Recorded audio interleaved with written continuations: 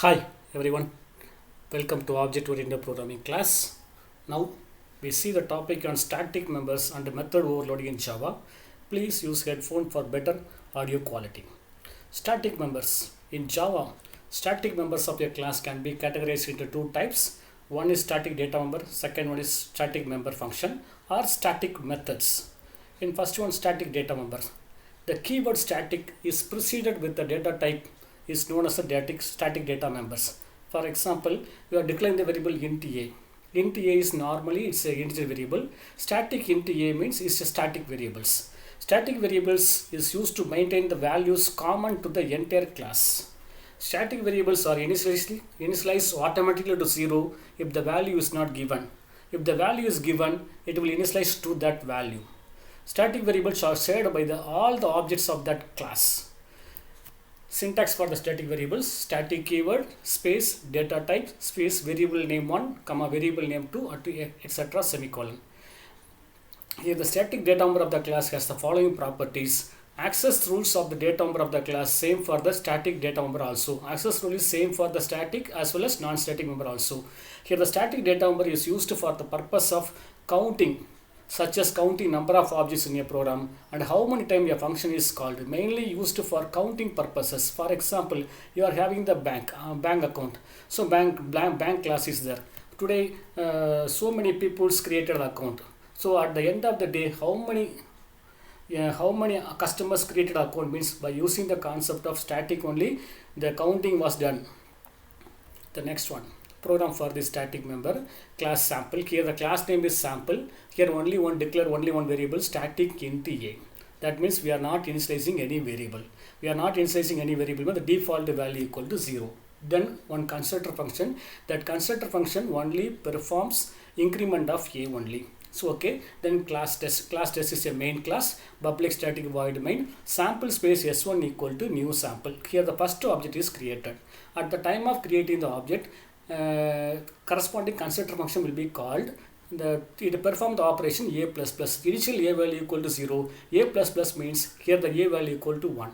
The next one, system.out.println number of object is to display the message number of object is s1.a. It prints the value 1. The next one, sample.s2 is equal to new sample. Now we are going to create the next object s2. Now this time calls a same constructor function sample. Now a plus plus, already a value is 1. Now a plus plus means now the a value equal to 2. Now s2.a means current value equal to 2. The next one, sample space s3. Now the current value of s3.a equal to 3. That means the static variable accessed by all the objects of the class. That means all the objects manipulates this data. Just one compile the code, java c space test.java, then java space test. Number of object is 1, number of object is 2, number of object is 3. Suppose the same program, I change the only one line, class sample static int a equal to 10. In the last program, static int a, that means we are not initializing any value, it takes a default value 0. Now the same program initializes with the value 10. That means output equal to s1.a incremented by 1. The output equal to 11, 12 and 13. Okay. So that means the user initializes the value means system takes the corresponding value. If the user not given the value means it takes the default value 0. The next one, the same program without static keyword. What happened? Instead of static int, I declare the variable int a. So int a means it's a normal variable, that is normal class variable.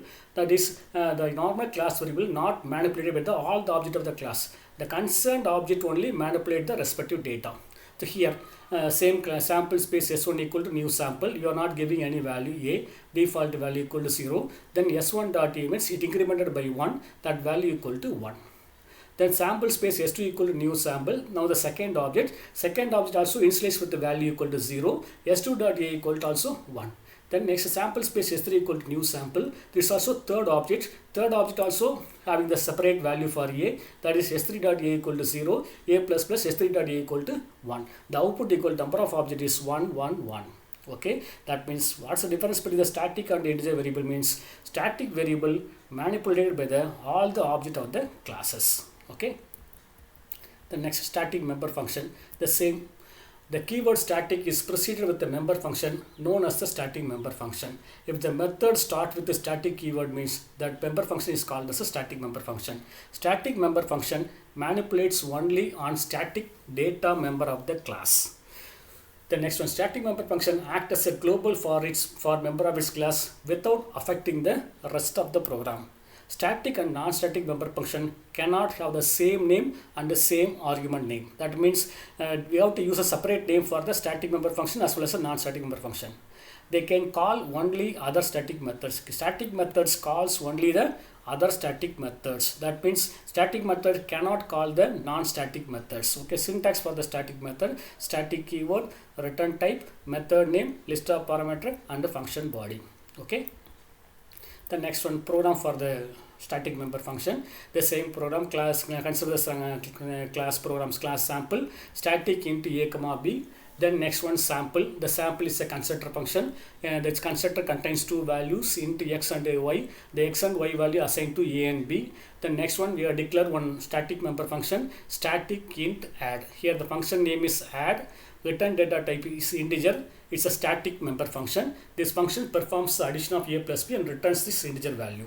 The class definition over.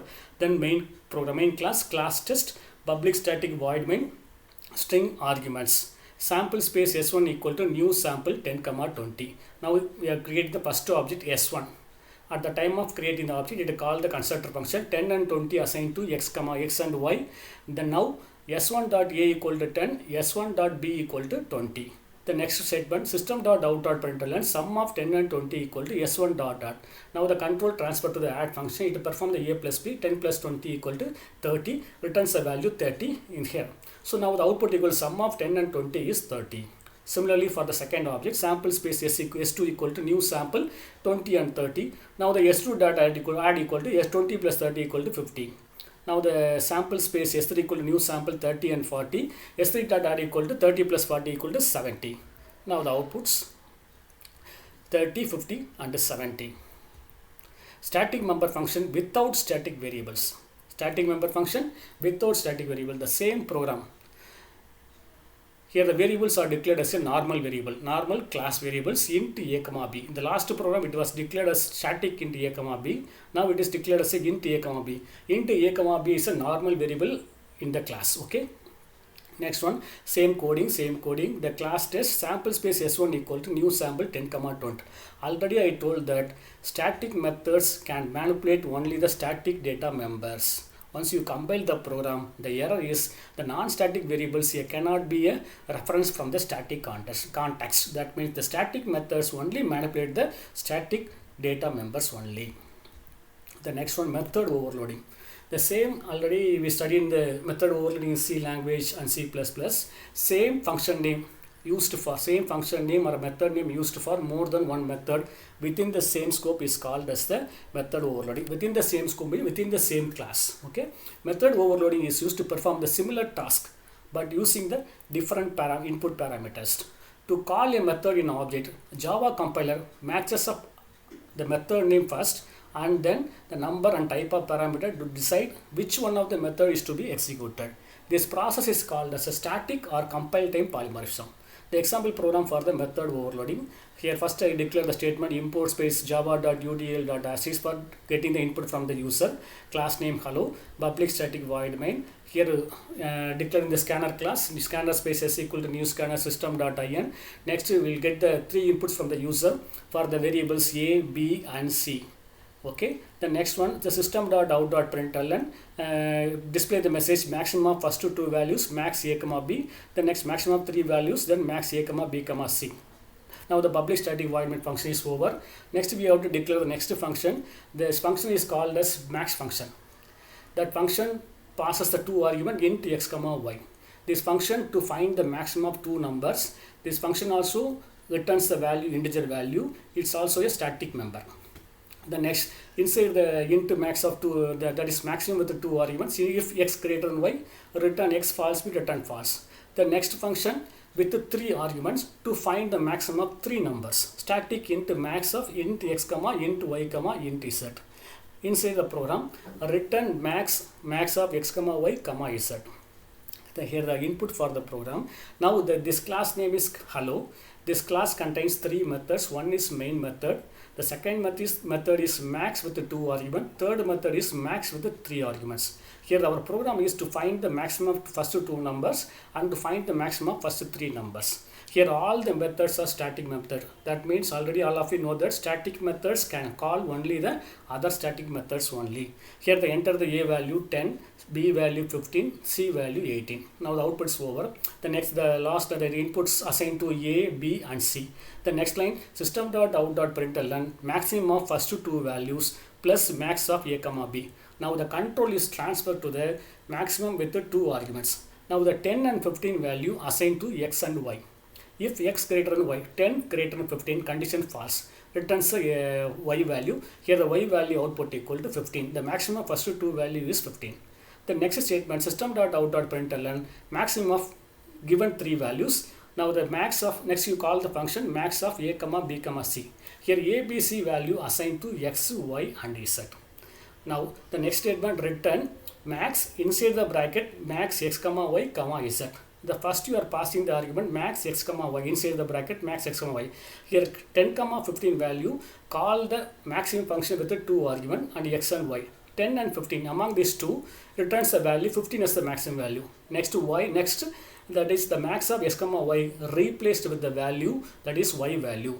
Y next command max of Y, Z. Now the 15, 18 call the max with the 2 arguments. Among the 15 and 18 maximum value equal to 18 returns the value 18. Okay, got it? Now we did conclude the session. Now we discussed about the static members and method overloading. So thanks for watching. Thank you.